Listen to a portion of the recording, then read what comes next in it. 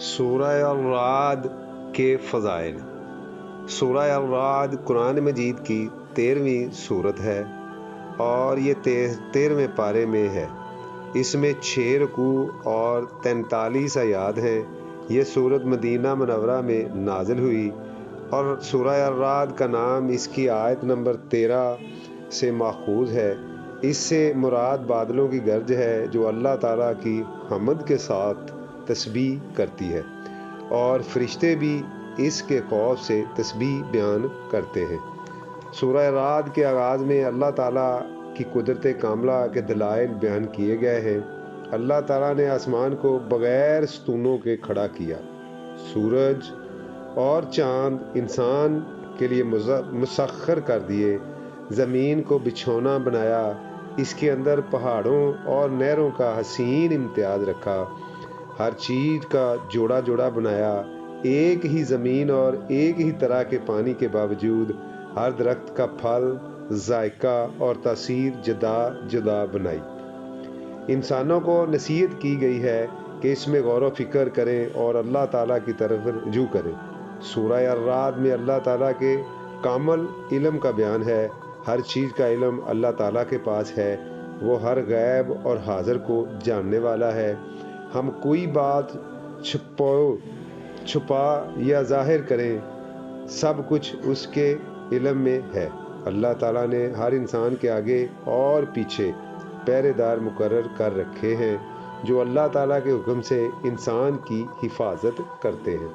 ان فرشتوں کو مقربات کہا جاتا ہے۔ نبی کریم صلی اللہ علیہ وآلہ وسلم نے فرمایا کہ فرشتے آگے پیچھے زمین پر آتے جاتے رہتے ہیں۔ کچھ فرشتے رات کے ہیں اور کچھ دن کے، اور یہ سب فجر اور عصر کی نماز میں جمع ہو جاتے ہیں۔ صحیح بخاری 3223۔ سورہ الرعد میں صاحب ایمان اور صاحب بصیرت لوگوں کی صفات بیان ہوئی ہے۔ یہ لوگ نصیحت حاصل کرتے ہیں، وعدہ پورا کرتے ہیں، صلہ رحمی بھی کرتے ہیں، خوف الہی رکھتے ہیں، آخرت کے عذاب سے ڈرتے ہیں، صبر کرتے ہیں، رضا الہی کی طلب میں رہتے ہیں، نماز قائم کرتے ہیں، انفاق فی سبیل اللہ یعنی اللہ تعالیٰ کے راستے میں خرچ کرتے ہیں، اور نیکی کی اتباع کرتے ہیں۔ ان لوگوں کے لیے آخرت کا دن باعث راحت و سکون ہوگا۔ ان لوگوں کے لیے عدن یعنی جنت کے باغات ہیں، اور ان کو جنت میں فرشتوں کی طرف سے سلامی پیش کی جائے گی۔ اہل ایمان کے لیے اللہ تعالیٰ کے ذکر کی اہمیت اور فضیلت کو بیان کیا گیا ہے کہ اللہ تعالیٰ کے ذکر میں دلوں کا سکون ہے اور چین ہے۔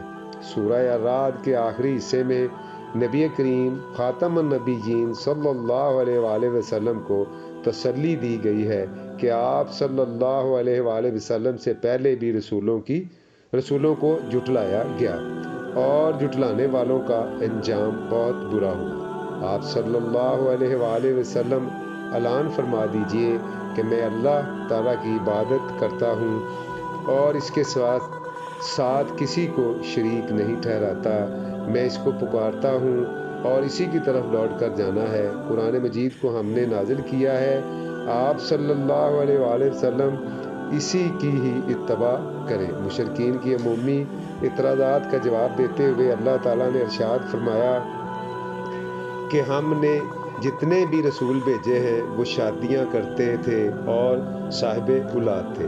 یہ ساری باتیں علم الہی میں محفوظ ہیں، اور لوح محفوظ پر اللہ تعالیٰ جس چیز کو چاہتا ہے ثابت رکھتا ہے اور جس چیز کو چاہتا ہے مٹا دیتا ہے۔ محبوب کریم خاتم النبیین صلی اللہ علیہ وآلہ وسلم آپ سے پہلے بھی منکرین حق نے انبیاء کرام علیہ السلام کے ساتھ مکر و فریب کیا، اور آپ صلی اللہ علیہ وآلہ وسلم ان پر واضح کر دیں کہ تمام تدابیر اللہ تعالیٰ ہی کے پاس ہیں اور عنقریب اپنے برے انجام کو جان لیں گے۔